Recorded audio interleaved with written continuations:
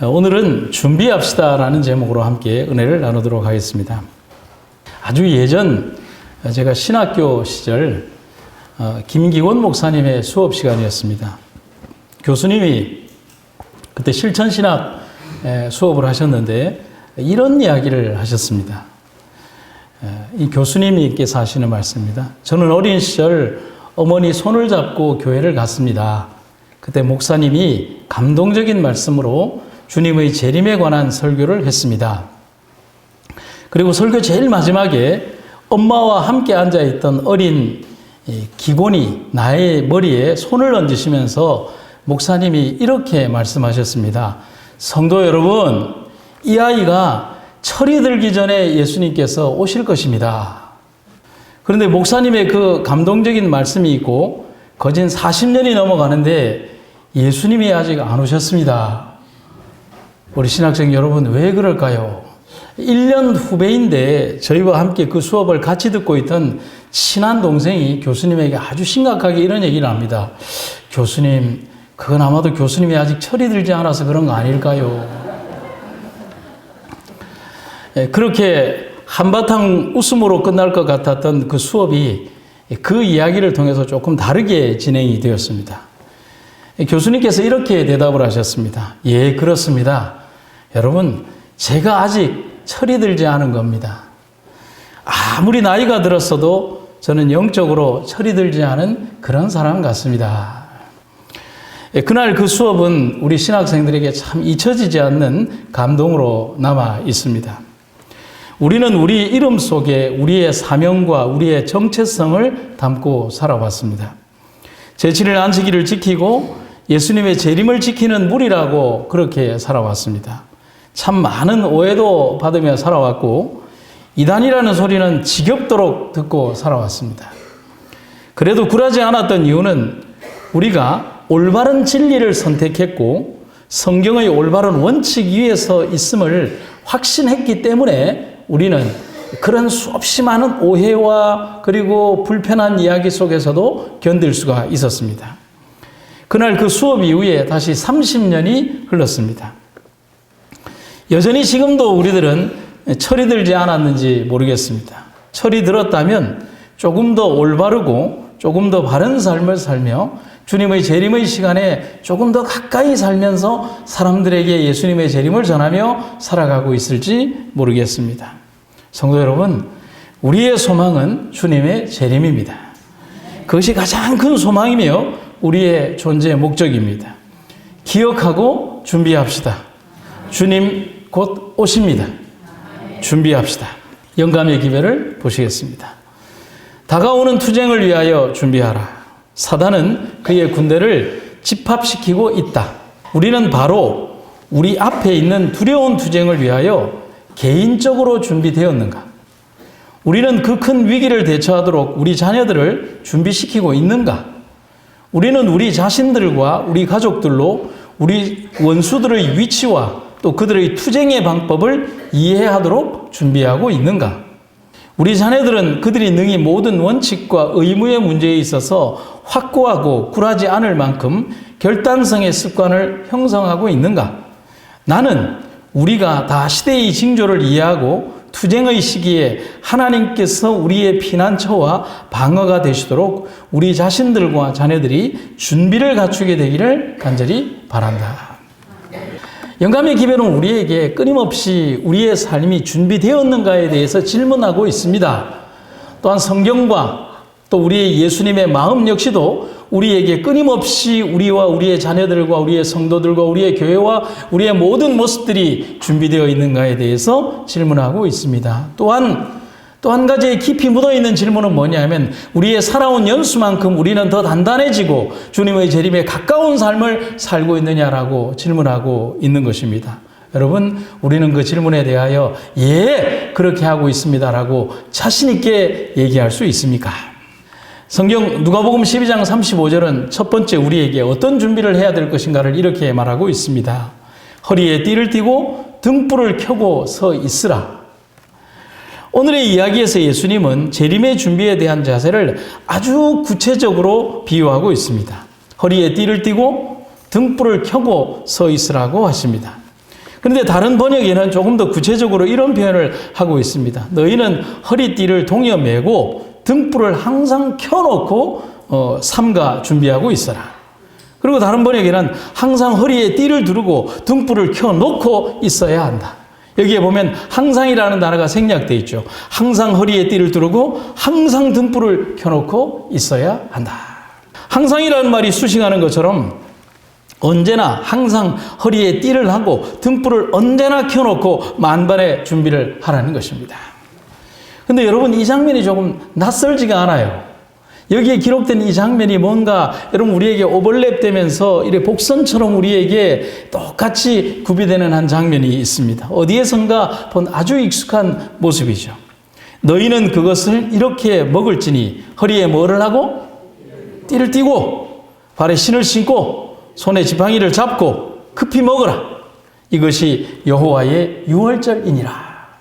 출애굽의 전날 밤 죽음의 칼을 든 천사가 애굽 전역을 다니면서 마지막 10번째 재앙을 집행하실 때, 그리고 그 밤이 지나면 언제일지 모르지만 하나님의 백성들에게 400년의 타향살이를 끝내고 약속의 땅을 향한 출발을 해야 할 때를 위하여 모든 것을 갖추고, 즉 모든 옷을 입고 마지막으로 최종적으로 하는 것이 띠 아닙니까? 띠를 띠고 신발도 신고 지팡이까지 들고 유월절 양을 먹되 어떻게 먹으라고요? 급히 먹으라.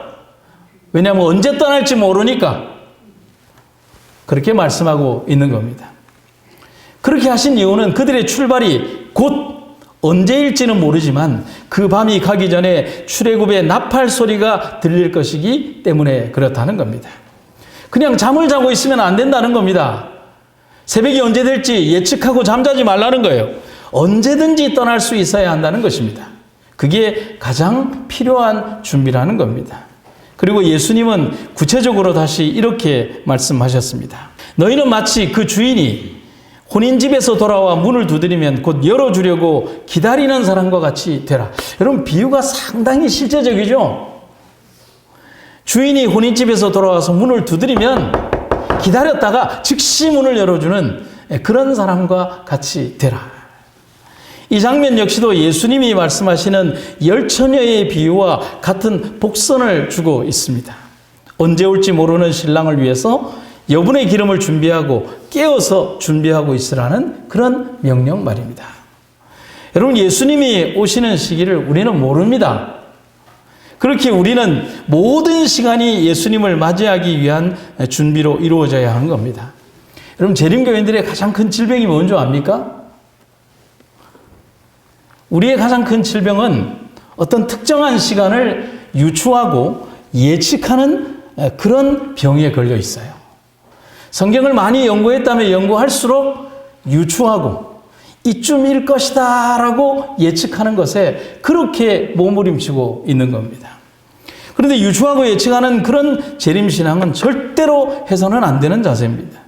하지만 그리스도인들은 자신의 영역 속에 있지 않은 재림의 시간을 예측하고 인간의 머리로 계산해낼 수 있다고 착각하는 신앙에 빠질 때가 있습니다.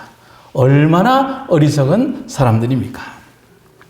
그래서 37절, 오늘 누가복음 본문의 37절에 보면 이렇게 기록이 되어 있습니다. 주인이 돌아왔을 때 그처럼 미리 준비하고 기다리고 있는 종들을 보는 것이 주인의 기쁨이자 가장 큰 기대라고 주님은 말씀하시는 것입니다. 우리에게 한번 질문해 봅니다. 우리의 준비는 그렇게 하고 있습니까? 아무도 대답을 안 하시네요. 다시 한번 해보세요. 우리의 준비는 그렇게 하고 있습니까? 뭐 자신 있게 대답할 수는 없겠죠. 그럼 질문을 좀 바꿔서 하도록 하겠습니다. 우리의 준비가 그렇게 되어야 하지 않겠습니까? 이 질문이 좀 다르니까 대답이 확 나오죠? 네.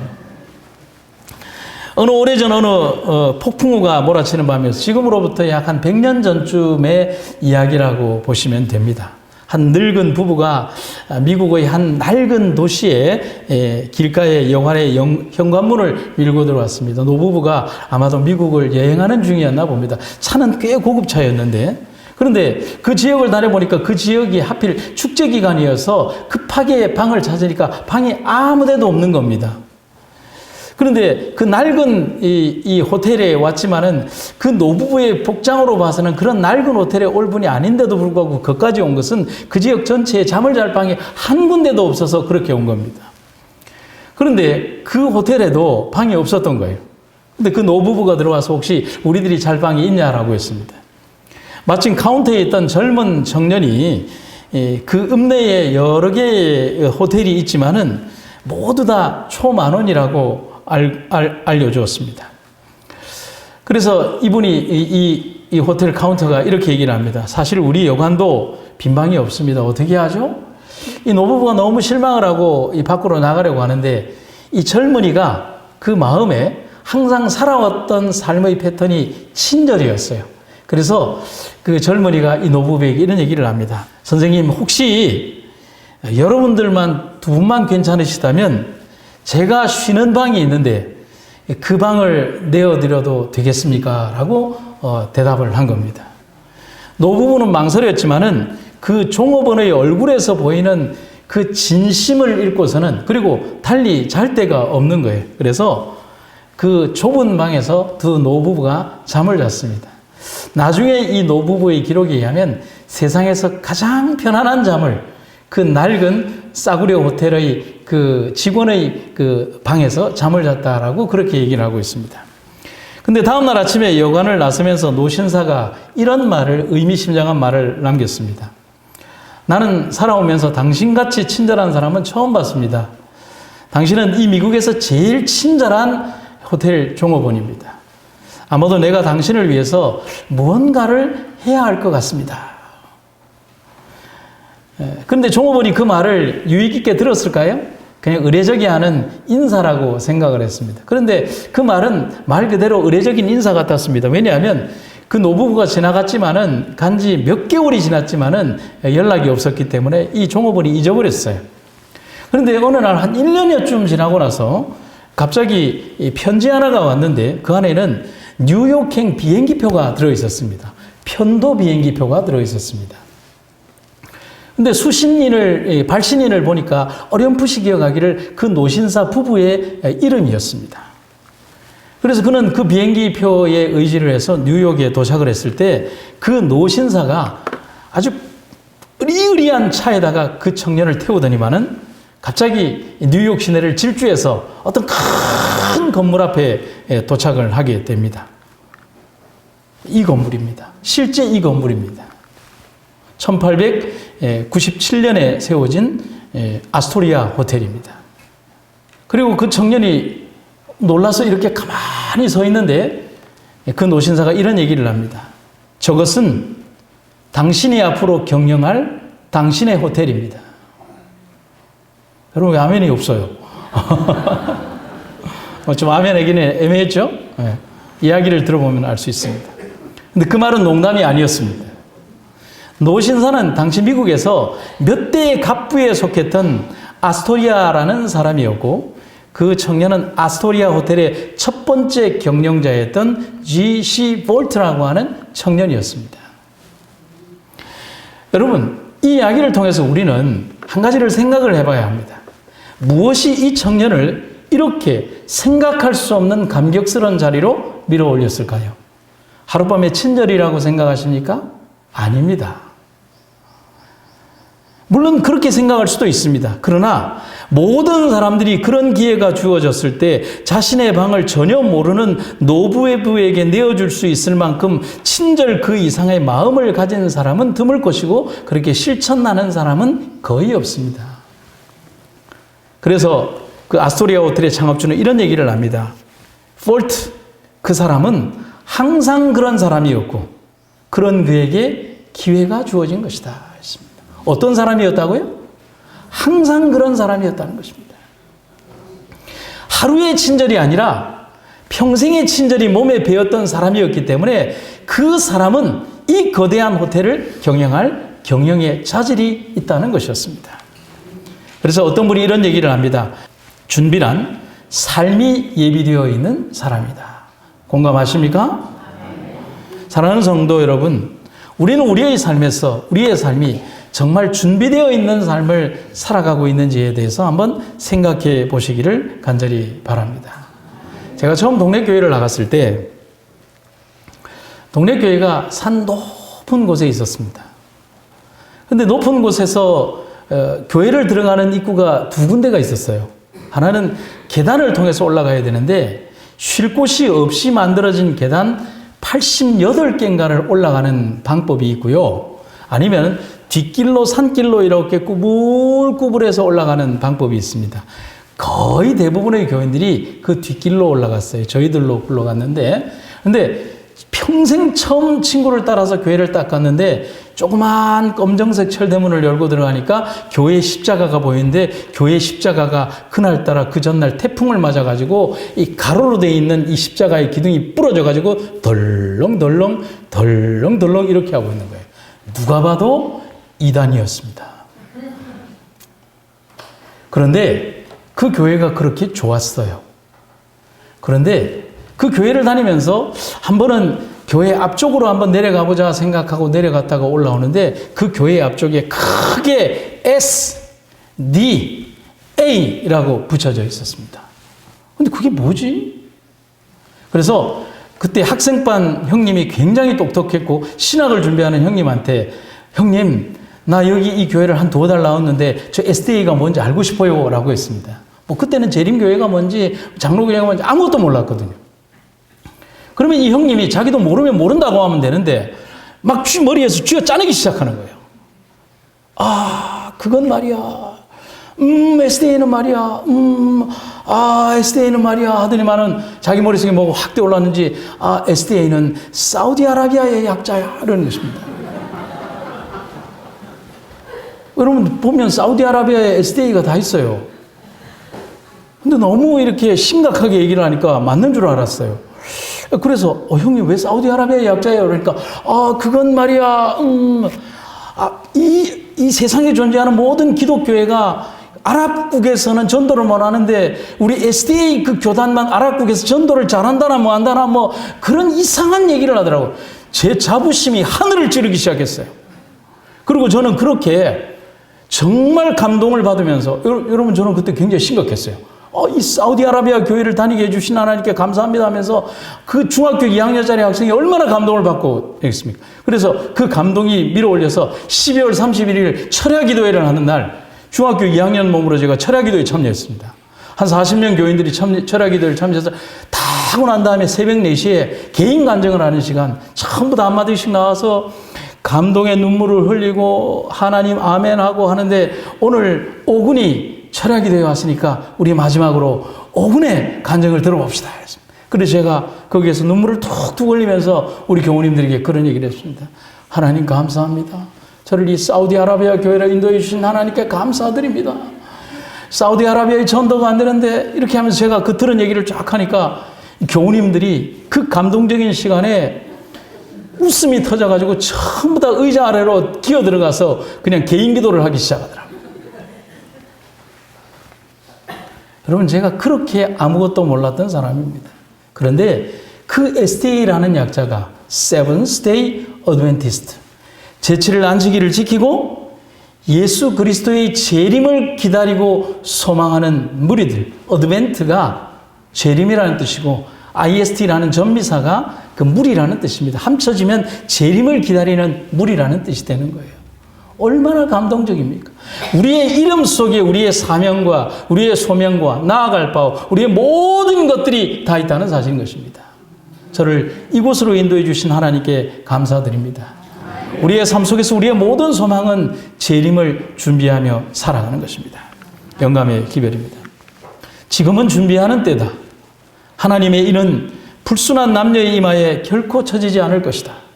그것은 야망적이요 세상을 사랑하는 남녀의 이마에 결코 처지지 않을 것이다.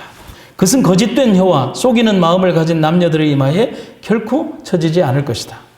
이를 받는 모든 자들은 하나님 앞에 흠이 없는 하늘의 후보자들이어야 한다. 나의 형제자매들이여 앞으로 전진하라. 나는 이 시간에 이 점에 관하여 간단히 쓸 수밖에 없고 그대들의 주의를 단순히 준비의 필요성에 집중시킬 수밖에 없다. 무서운 현 시점의 엄숙함을 깨닫기 위하여 스스로 성경을 연구하라.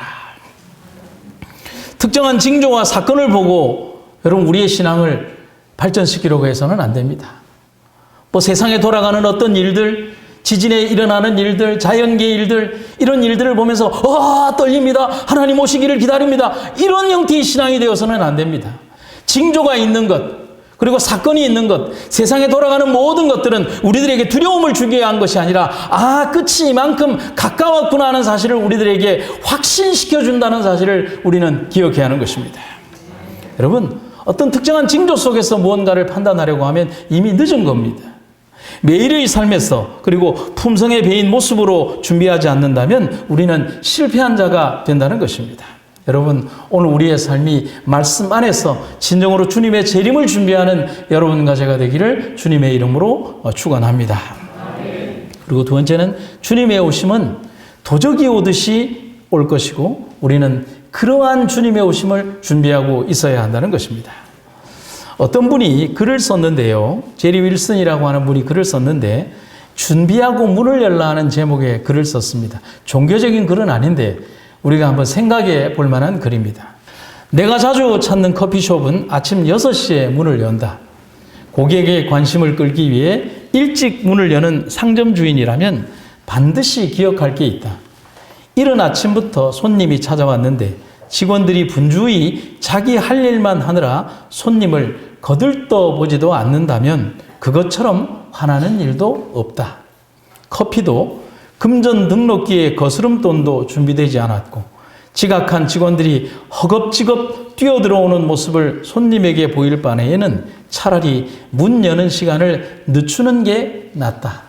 충분히 준비가 되었을 때 문을 열어야 한다.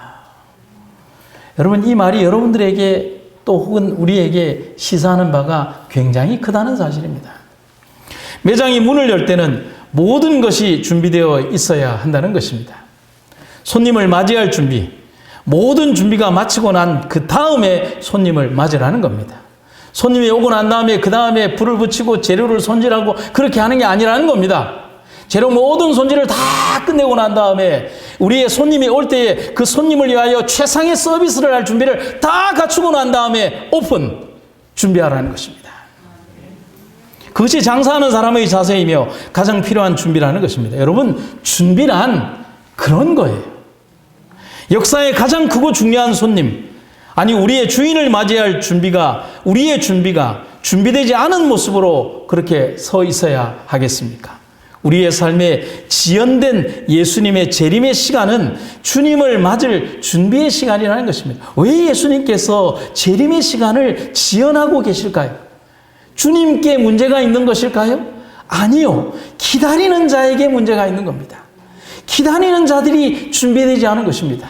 한 명의 영혼이라도 또 한 사람이라도 더 구원받게 하기 위한 하나님의 배려인 것입니다.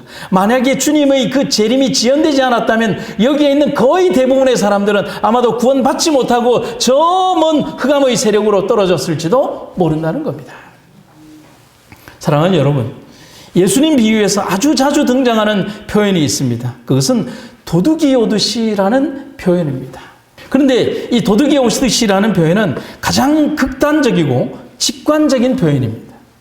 도둑은 자신의 오는 것을 숨겨야 합니다. 아무도 모르게, 그리고 생각할 수 없는 그때에 도둑이 온다는 겁니다. 여러분, 무엇을 말하는 겁니까? 재림의 시간이 그렇다는 겁니다. 인간의 생각의 범주에 존재할 수 없다는 것입니다. 그래서 어떻게 준비하라는 것입니까? 항상 준비하고 있으라는 겁니다. 왜 항상 준비해야 되느냐 하면 그 시간이 언제일지를 모르기 때문에 항상 준비하고 있어야 한다는 것입니다. 저희 어머니가 저희 할아버지 얘기를 했어요. 야, 너희 할아버지가 어떤 사람인 줄 아니? 어떤 분인데요? 너희 할아버지는 너무 준비성이 철저했어. 예, 그래서요. 너희 할아버지는 철도역 도달하기 2정거장 전부터 쌀자루를 짊어지고 내릴 준비를 하고 있어. 그래서. 여러분, 옛날 기차 얼마나 느리게 갑니까? 한 코스가 얼마나 길어요? 그런데 한 코스도 아니라 2코스 전부터 그 무거운 수십 킬로의 쌀자루를 짊어지고 뭐 하려고 하고 있다는 겁니까? 내리려고 하고 있다는 것입니다. 여러분, 역을 잊어버릴 수가 없잖아요. 실컷 자는 사람만이 역을 잊어버리죠. 누가복음과 형제처럼 연결되는 장면의 이야기로 한번 옮겨가 봅니다. 마태복음 25장 8절에 신랑이 더디움으로 다 졸며 잘세. 성경은 우리에게 마지막 시기에 하나님의 백성들에게 있을 모습의 공통적인 단면을 기록하고 있습니다. 다 뭐 했다고요? 다 잤다. 이거 마음이 편합니다. 그렇죠? 나만 잔 게 아니라 누구도 잤다고요? 다 잤다고요. 어쩌면 이 장면에서 우리는 조금의 위안을 얻었을는지도 모릅니다. 하지만 그들이 모두 똑같은 모습으로 기다림에 지쳐 그냥 아무런 준비도 하지 않고 잠이 든 것이 아니라는 사실입니다. 여기에서 열처연의 비부는 조금 다르게 두 부류의 사람들로 나뉠 것이라고 말하고 있습니다. 그 구분은 여분의 기름을 준비한 이들과 기름을 준비하지 못한 사람들. 그런데 그들은 함께 잠을 자다가도 신랑이 온다는 밤중 소리가 들렸을 때 즉시 잠에서 깨어 일어나서 그 다음에 뭐냐면 기름을 준비한 사람들은 이거예요. 한번 따라해 보십시오. 자신들이 무엇을 해야 할지 아는 사람들. 여러분, 기름을 준비한 사람들은요, 자다가 깨었을 때 자신들이 무엇을 준비해야 되는지에 대해서 아는 사람들이 기름을 준비한 사람들이라는 사실입니다. 왜냐하면 자기가 깨었을 때 이 등불의 기름이 등불이 꺼져간다는 사실을 알기 때문에 즉시 자기가 가지고 있는 여분의 기름으로 어디에 이렇게 채워야 하는 것입니까? 등불에 채워야 한다는 사실을 아는 것입니다. 먼저 등잔에 기름을 채우고 꺼져가는 심지를 돋우고 신랑이 오는 길을 횃불을 들어 밝히 비추는 겁니다. 그런데 기름이 없는 사람들은 꺼져가는 등불을 보면서도 채울 기름이 없습니다. 그래서 무엇을 해야 할지 모릅니다. 할 수 있는 행동이나 선택이 없어요. 타들어가는 심지를 돋울 수도 없습니다. 당연히 신랑의 길을 예비할 수도 없고 혼인잔치에는 들어갈 수도 없습니다. 그들은 그제서야 기름을 얻으려고 합니다. 그래서 기름을 얻지 못한 그들, 아무것도 할 수 없는 그들, 기름이 준비되지 않은 그들이 할 수 있는 것은 남의 탓만 하는 겁니다. 왜 우리에게 지금 기름을 주지 않느냐라고 남 탓을 하는 것입니다. 그래서 실물권 412페이지에 이런 말씀이 있습니다. 품성은 언제 나타난다고요? 품성은 위기의 때에 나타난다고요. 사람의 진짜 성격이 언제 나타난다고요? 성질 낼 때 진짜 나타난다.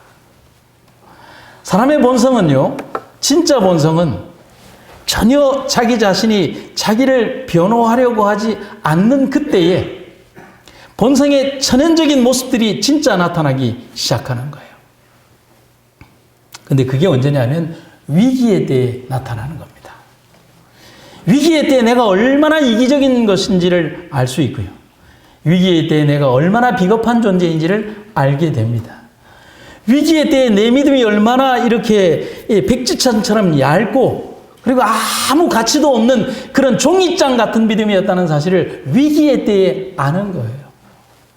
평화로울 때에는 그들의 마음속 믿음의 등잔에 있는 기름을 알 길이 없습니다. 밝으니까요. 여러분, 우리가 저녁 예배가 되면 아래쪽에 있는 등을 다 켜놓지만은 낮이 되면 밖에 있는 이 복도에 있는 등을 대부분 다 끕니다. 왜냐하면 밖에서 들어오는 빛이 더 강하니까 켤 필요가 없는 거예요. 등의 진정한 가치를 모르잖아요. 하지만 밤이 깊고 시간이 지체되면 삶 속에서 기름을 준비한 자들과 준비하지 않은 이들로 나뉘게 되는 겁니다. 여러분과 저는 어느 편이 되시고 싶으십니까? 지금의 시대는 이미 흔들림과 환란의 시기가 시작되고 있음을 말해주고 있습니다. 우린 지난 몇 년간 팬데믹이라는 기간을 지나면서 방송과 미디어를 통하여 작금의 사태들이 흘러가는 모습들을 잘 보았고 그 현장 속에서 가장 가슴 아픈 몇 년을 보냈습니다. 여러분, 이 사진 속에 있는 이 문구가 뭐냐면 오픈, 열어달라는 거예요. Our church, 우리의 교회들을 열어달라고 호소하는 그 장면입니다. 팬데믹 시대에 그렇게 했어요. 급기야 방송에서는 각 교회들의 집회가 감염의 온상이 되고 있고 교회의 예배는 공동의 적이 된다고 말하고 있습니다. 누가 그렇게 가르쳤습니까? 여러분, 팬데믹 이후에도 사람들이 교회로는 돌아오지 않았어요. 어디로 돌아갔냐면 온 마트와 시장과 온 곳은 다 돌아다니면서 교회는 감염이 된대요. 그런 사상과 생각을 누가 줬을까요? 사단이 주는 것입니다. 우리가 전혀 접하지 못했던 감염병 예방법 49조라는 항목에 종교적 집회가 국가 권력에 의해서 제한당할 수 있음도 우리는 그때야 알았습니다. 얼마나 무서운 세상이 그 숨겨진 그 저변 아래에 사단이 이 칼날을 준비하고 있는지에 대해서 우리는 그때 안 겁니다. 여러분, 요즘은 새로운 팬데믹이 다가오고 있습니다. 그리고 요즘 아주 여러분과 저희가 잘 아는 것처럼 팬데믹 협약이라는 초월법적이고 세계적인 법이 지금 준비되고 있습니다. 세상은 이미 학습하였고 길들여졌고, 그리고 이 무기를 사단을 어떻게 더 강력하게 사용할지를 이미 알고 있습니다. 우리도 그렇습니다. 예언적 시선으로 보았을 때 이미 대쟁투의 마지막 전쟁은 시작이 되었습니다. 여러분, 봄이 언제 시작이 됩니까? 꽃 피면 시작됩니까? 아니요. 봄은 겨울이 한창일 때 봄이 시작이 됩니다. 여러분, 어떻게 하십니까? 우리 여기 김석구 장로님 어떻게 하시죠? 겨울이 되면 가지치기를 하고 많은 것들을 해놓은 다음에 봄을 위하여 그 밭에다가 뭘 갖다 놓습니까? 봄에 뿌릴 거름더미들을 잔뜩 쌓아 놓습니다. 그리고 그 다음에 조금의 해당의 기미가 보이기 시작하면 밭에다가 거름을 막 찌기 시작합니다. 여전히 세상은 춥고 아직 파릇파릇한 끼는 없는데 흙이 이제 조금의 어떤 움틈이 시작이 되면 그때부터 트랙터질을 합니다. 뭐 하는 거예요? 농토에 보면 우리가 생각하는 것보다 훨씬 일찍, 아니 이미 겨울부터 봄은 시작이 되는 겁니다. 맞지 않습니까? 잠자는 교회들에게 잠에서 깨라고 말하는 시기가 되었습니다. 그게 밤중 소리의 외침인 겁니다. 세상의 지배자인 사단은 결국 세상의 법률을 통하여 이 교회를 탄압하고 우리의 믿음을 가리고 짐승의 우상을 높이고 우상에게 예배하게 할 것입니다. 제가 팬데믹 기간에 제가 심호하던 병원교회에서 이제 방송으로 설교를 하다가 이 팬데믹을 연구하면서 한 가지 놀라운 사실을 발견을 했어요. 팬데믹 기간에 이 교회 안에 불어닥친 가장 큰 변화 중에 하나가 뭔가? 전 세계에 있는 성소공회에 성경을 찍어내는 성소공회의 30%가 문을 닫았다는 겁니다. 여러분, 누가 주도한 것일까요? 사단이 주도한 것입니다. 사단이 그렇게 한 것입니다. 얼마나 많은 성소공회들이 하나님의 말씀을 출판하지 못하도록 이 팬데믹이라는 것을 통해서 우리가 살기 위하여 버둥거리고 있을 때에 하나님의 모든 기관들과 그것들을 없애버리기 위하여 사단은 움직였다는 사실인 것입니다. 각 시대의 대쟁투에 있는 말입니다. 아담의 시대부터 오늘날에 이르기까지 우리의 큰 원수는 억압하고 파괴하는 데 전력을 기울여 왔다. 그는 이제 교회를 대항하기 위한 마지막 싸움을 준비하고 있다. 이런 시대에 우리는 어떻게 해야 하겠습니까? 꺼져가는 등불을 들고 얻지도 못할 기름을 구걸해야 하겠습니까? 아니면 아직은 빛이 있는 지금의 시간, 우리를 위해 유예하신 이 은혜의 시간에 기름을 준비하시겠습니까? 저는 기름을 준비하겠습니다. 우리 함께 기름을 준비하며 이 시간을 보내도록 합시다. 탈무드에는 이런 말이 있습니다. 겨울에 땔감을 사는데 쓰지 않으면 안 될 돈을 여름에 놀면서 쓰지 말아라. 준비하는 시간은 낭비하는 시간이 아닙니다. 준비는 환난과 폭풍을 견딜 수 있게 만듭니다. 지붕에 비가 새면 비 오지 않는 맑은 날 지붕을 수리해야 합니다. 비가 오는 날 지붕을 수리하는 사람은 어리석은 사람입니다. 지금은 비가 오지 않는 맑은 날입니다. 태풍을 준비할 시기는 지금이라는 사실입니다. 바람이 불어오고 있습니다. 조금씩 더 세게 그리고 차갑고 날카롭게 다가올 그날이 오겠지만 살을 내이는 찬바람과 흔들림이 있겠지만 믿음으로 준비한 자들은 이기고 또 이기고 살아남을 것입니다. 여러분, 우리가 그날에 살아남는 남은 자들이 되시기를 주님의 이름으로 축원합니다. 제가 한 분의 이야기를 마지막으로 들려드리겠습니다. 우리나라의 유명한 피아니스트 가운데 김용배라는 분이 쓴 자전적 고백인데 한 예전에 조선일보에 자기에게 있었던 이야기를 이렇게 썼습니다. 미국 유학 시절 실내악 수업 학기 말 실기시험 때의 일이다. 한 학기 동안 충분히 호흡을 맞춘 우리 삼중주 팀은 나름대로 자신감을 갖고 시험장에 들어갔다. 그런데 전혀 예상하지 못한 일이 벌어졌다. 심사 교수 중 가장 나이가 많은 주임 교수가 갑자기 피아노 옆으로 다가오더니 직접 악보를 넘겨주겠다는 것이다. 피아노계의 거장인 은사가 곁에 앉아 손수 악보를 넘겨주신다니 황송하기도 하고 부담스러워서 당황했지만 어쨌든 연주는 시작되었다. 한창 곡이 진행되고 있는데 지금까지 정확히 악보를 넘겨주던 그 노 교수가 갑자기 악보를 넘겨야 되는 부분이 가까워 오는데도 도무지 움직일 기미를 보이지 않는 것이었다. 결국 내가 악보를 넘기기 위해 손을 건반에서 떼어야 했고 연주는 중단될 수밖에 없었다. 바로 그때 그 노 교수는 내 등을 가볍게 두드리면서 이렇게 말했다. 연주 도중에는 온갖 상황이 발생할 수 있다네. 피아니스트는 그런 상황에 대비해서 넘기기 직전의 한 두 줄, 그 다음 장의 한 두 줄은 꼭 외우고 있어야 돌발 상황에 처하더라도 당황하지 않고 자연스럽게 연주할 수 있는 것이야. 100% 준비는 항상 부족하다는 것을 명심하도록 하기. 노 교수의 그 아름다운 지적에서 우리는 참된 준비에 대해서 배우게 됩니다. 100m 달리기를 하는 선수는 100m를 목표로 하고 뛰지 않습니다. 더 멀리 봐야 합니다.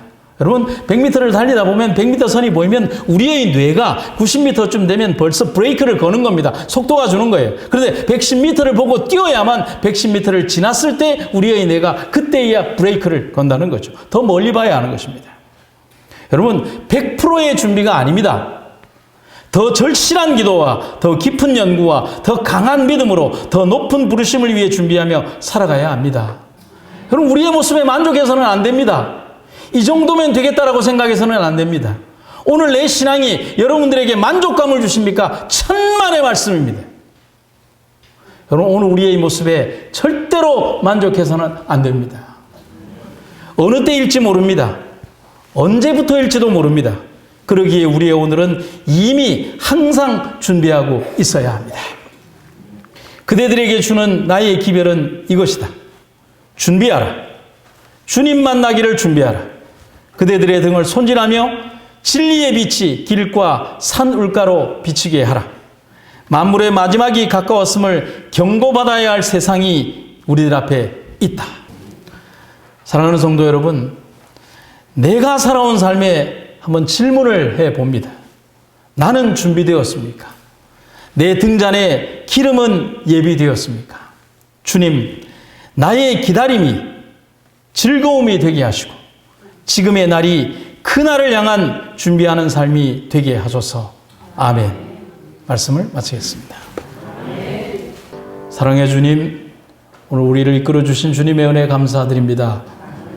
우리가 주님을 기다리고 준비한다라고 그렇게 말하며 살아왔지만 우리의 삶과 모습이 세상을 향하여 점점 더 가고 있는 것은 아니었는지 우리 두렵기만 합니다. 이제 하늘을 향하여 하나님 예비하신 그 땅을 향하여 온전히 목표로 삼고 걸어가게 하여 주시옵소서. 세상에 어떤 것도 바라지 않고 세상에 어떤 것도 매이지 않고 세상에 어떤 욕심도 두지 않고 오로지 주님을 향한 올바른 걸음만 걸어가게 하여 주시옵소서. 세우신 이 교회의 100여 년의 역사를 인도하시고 지나온 세월 속에서 이곳에 등대되는 직분을 허락하신 하나님, 이 교회가 다시 한번 100년의 역사를 이뤄갈 수 있도록 하나님이여 이 교회를 축복하시고 인도하여 주시옵소서. 예수님의 이름으로 기도드립니다.